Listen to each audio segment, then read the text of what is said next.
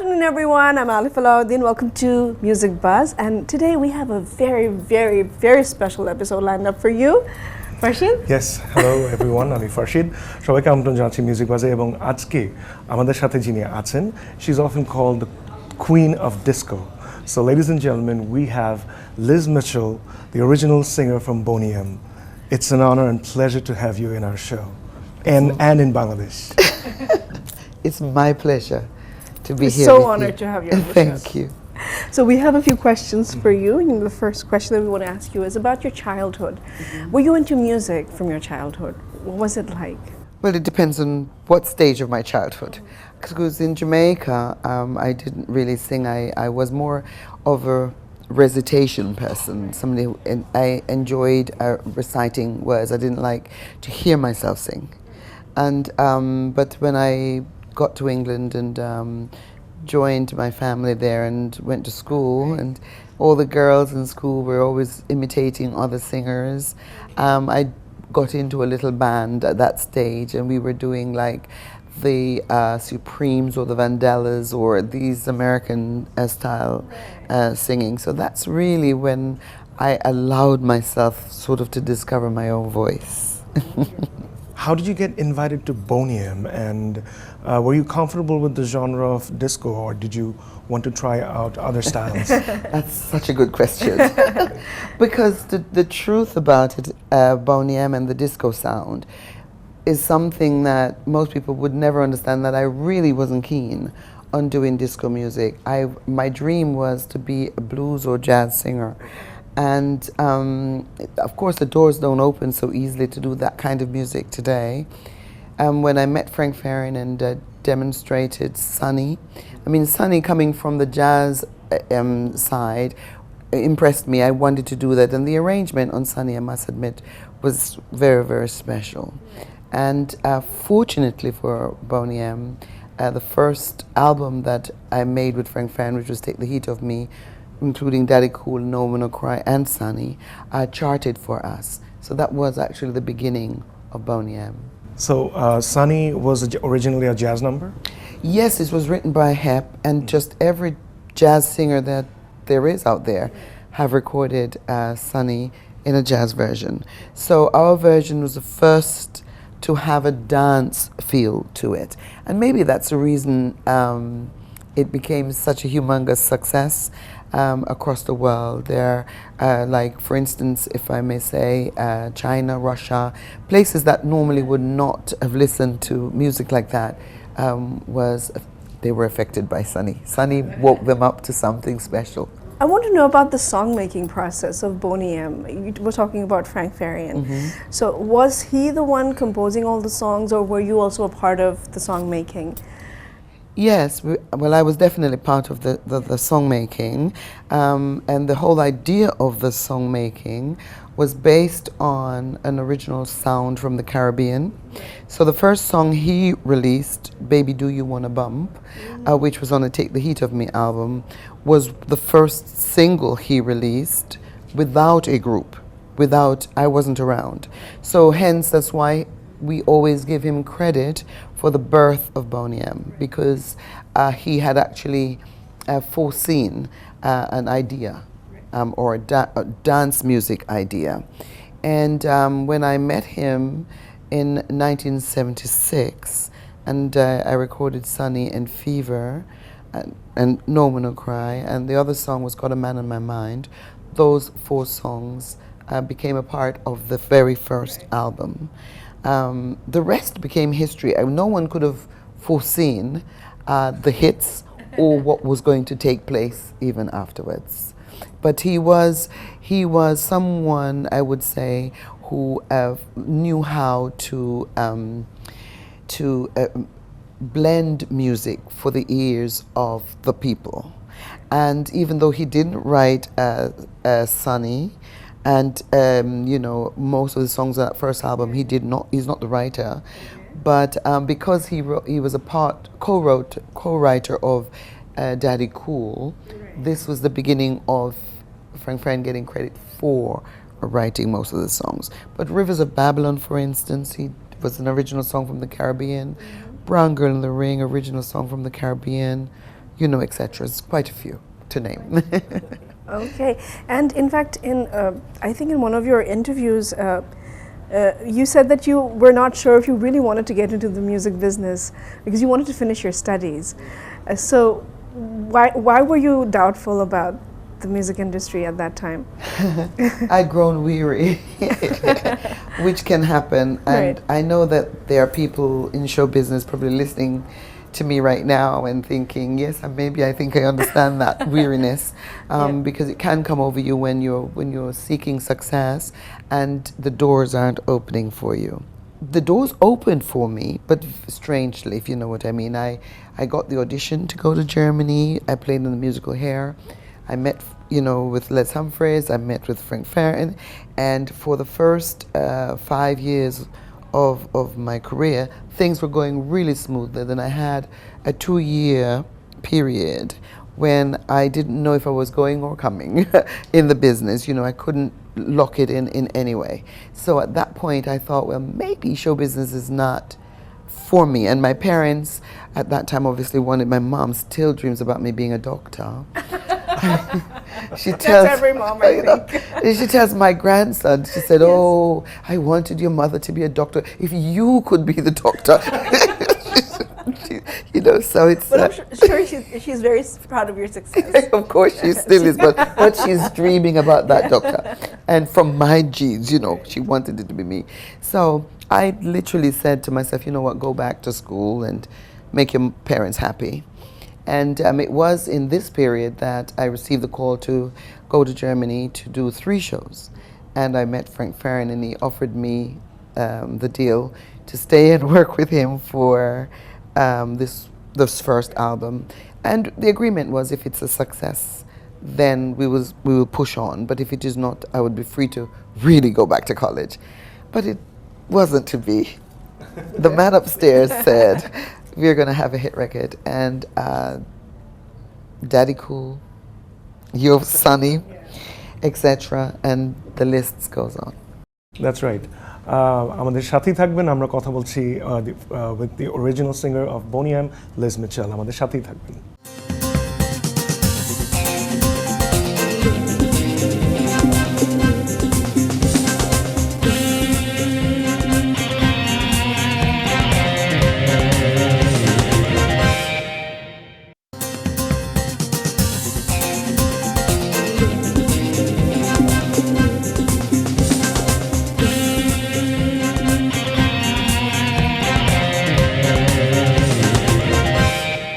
Welcome back, Music Buzz অনুষ্ঠানে আছি, আমাদের সাথে আছে Liz Mitchell from Boney M এবং তার সাথে কথা হচ্ছিল Farshid, why don't you go? Okay, Boney M's turning point in the career came after a TV show called Music Laden. Music Laden, right. So tell us a bit about that. How did you deal with the day-to-day business, and how did you handle it? Right. Well, we released an album, or first of all the singles, and we promoted the singles. It was a very difficult year for me because, as I said, I came from the Les Humphreys Singers, or the musical Hair, which was theatre work or concert halls.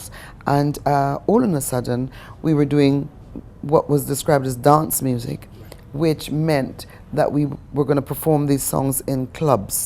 And this was a new situation for me. I found it extremely tiring, and at the late night, I just wasn't used to it. I am a church girl. I grew up in the church, so having these 2 o'clock performances was really tiring for me.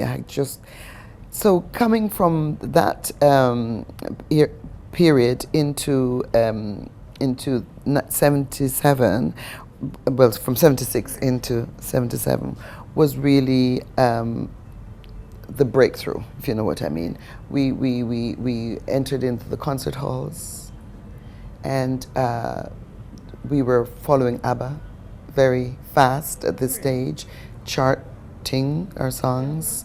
And I think that that period of the creation of the music of Boney M was the how should I say, the moment of real truth. where we were identified with a sound, with a style, with a look, Yes. with an image, and a reality of something fresh, you know, because we had a mixture of musics. As I said, you know, we had jazz music being played in a disco form. We had ballads being played in a disco form. Right. We had country music being played in a disco form. So we were taking melodies and shaping them for the ears and the hearts and the souls, because music, as you know, you're musicians, so you know, music is a food for the soul. So you know, I hope I haven't strayed away from your question completely, because my mind has just gone into the story of Boney M. You know, as you ask me the questions, my mind just goes into it. And you know, there's Music Laden as a new TV show, and they were just very good for us. Every series, they wanted us in their show. I remember doing Daddy Cool. I remember doing Sunny in the Music Laden, and people still watch those videos online today. The gentleman who produced that show is no longer with us, but I think it was one of his best work, the Music Laden. So we really went through the world of music, if you know what I mean. We sang everything, every style. Everything. Thank you so much for all the music. In the 80s, I think you focused on your solo career as well. So would you like to tell us about that? Right. Well, you know, interesting, I did not seek to... Okay. You were not looking forward to it. I wasn't looking to be a soloist at all, because at this stage I was married, we had three children, and in 1987 my daughter was born. Right. And she was a wee babe when the idea of the Boney M coming back together, which was, we had gone for a year's break, or for 2 or 3 years break, I don't know how long it would have been. As you know, maybe you know the history, about 86, this was when we did the I Dance album, and then we were going to take a break. Right. And then I was pregnant, and then the rest of the group decided they wanted to go back to work. So I went and I joined them. Frank Farren did not want to make any more Boney M records at this stage. He wanted to do some rock music. So yeah, certain members of the group seeked out their own producer to be able to produce an album. And in trying to produce the album, they discovered they didn't have the sound of Boney M. So they called me. I was at home. They were doing it with their own people, with themselves. And I went and I sang the songs. But by then, new ideas had come up in their heads, and they started looking at working with Pete Waterman. I don't know if you know about that remix, Stock Aitken Waterman remix. And the record that we had made was just going to be shelved. So the producer, with my husband, who was then also part of this production, said we shouldn't shelve it, we should just release it. So that's how Liz Mitchell's first album got released. It was actually an album I recorded to be released as Boney M. From an interview, I read that you don't just tour for the sake of your profession, you also tour and do a lot of charity work. So what kind of charity work are you involved in? Oh my goodness, so many. We are doing charity shows for everybody who comes and asks if we have the time. We have our own charity as well. For the last 20 years, we've worked on a charity called Liz Mitchell Let It Be Foundation / Sanctuary of Praise. And this organization is aiming to help the young people find themselves, because we've noticed so many young people are lost. I don't know if they're lost here in Bangladesh, but they're certainly confused in England and in the West, you know. And so at the moment, we've only been able to do once a year. We would love to be able to do 2-3 times a year.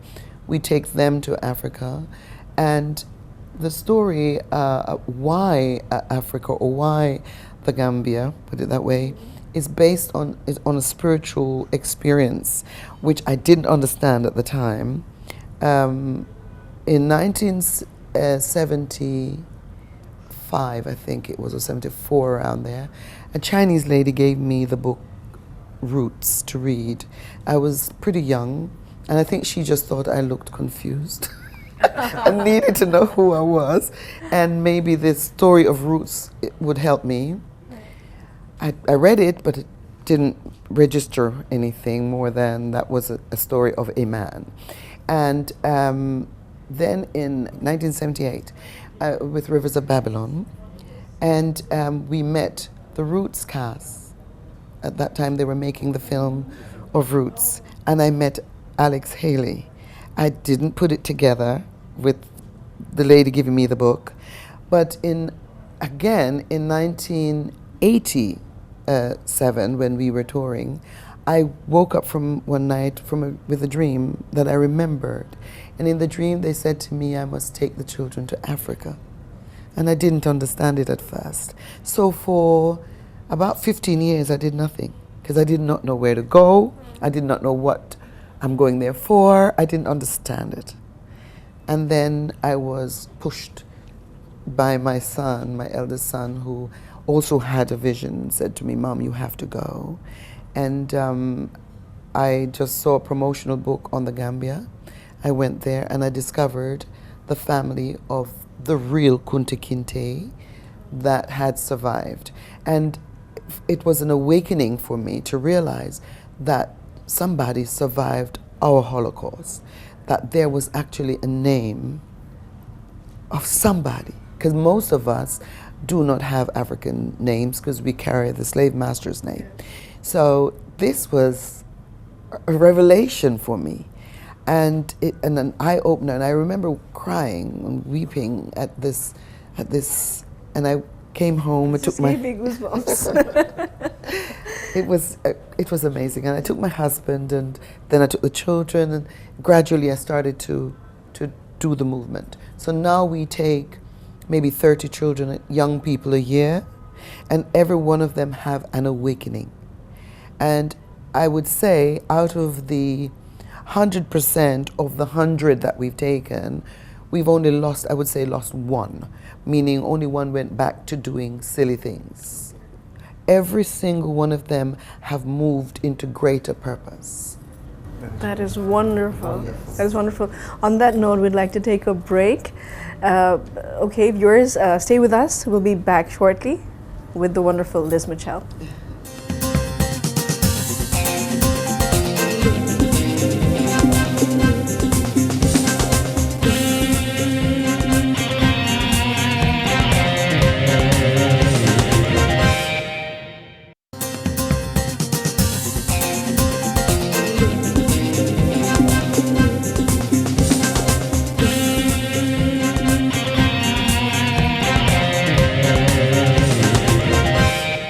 Welcome back to Music Buzz. আমরা আছি lease মিচেলের সাথে, বনি আমার, এবং তার সাথে কথা হচ্ছিল, and we were asking a lot of questions. In fact, we still have 2 more questions. So first, would you like to go first? Yes, I'd like to know what are you busy with now, currently? Any new musical projects or anything? Any new single or album? What are you busy with? Well, interestingly enough, for the last 5 years,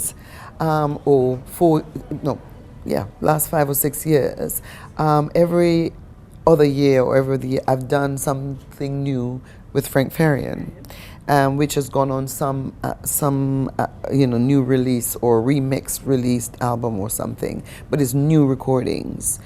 And I'm working at the moment on a project that I have had a dream on for a very long time, and I do not know if I'll ever finish this project, but I'm working on it right now, and it is to do with the Sanctuary of Praise, which is literally giving God thanks for everything. What do you think about the current music scene? Do you listen to the latest top chart music? I must say I'm a little rusty. Okay. But my son tries to keep me, keep me in tune with what's going on. So every now and again when there's a new really cool hip hop release, he will download it on my phone for me and make me listen to it. So is there one or two names that, singers, artists that you listen to? I actually do like Jay-Z and Beyonce. I do like what they're doing. My son loves Snoop. So he allows me, but he makes me listen to Snoop, and every now and again, in England we have Spotify and, different artists, they just run the, it's so different, the music today. Yes. We're not buying records like we used to, so you're depending on hearing what is popular on YouTube via the whoever it is so that's a new chart, if you know what I mean. And I very rarely go to the internet. So all I know is what they introduce to me, or if I'm happening to be listening to a very cool radio station, or TV, music, television that's buzzing, like yours, for instance. Okay. But, Are any of your children into music? Yes, all three of my children love music.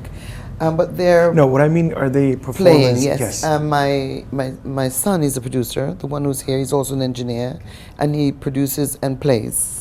So he, like the way you did the music, he does all of that. Okay. And my daughter, she used to travel with me, singing. At the moment, because of the babies, she is in New York at the moment. And our eldest son, he has written a book about me. So there is a Liz Mitchell book on the internet for you to read. Yes, it was written by Aaron Pemberton. So you've performed around the world in so many countries. So how does it feel like when everybody's singing with you, and then especially in a country even like Bangladesh? How does it feel? It is wonderful.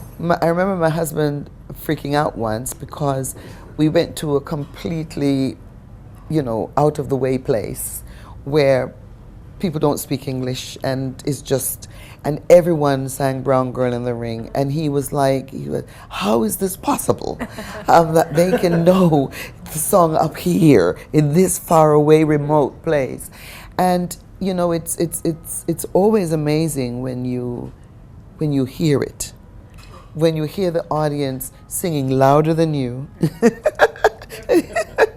the songs, and they know all the lyrics, and they're just sharing the spiritual journey with you. And the energy that I feel that's in the room most of the time is quite holy. It's like really big because it blocks out everything negative.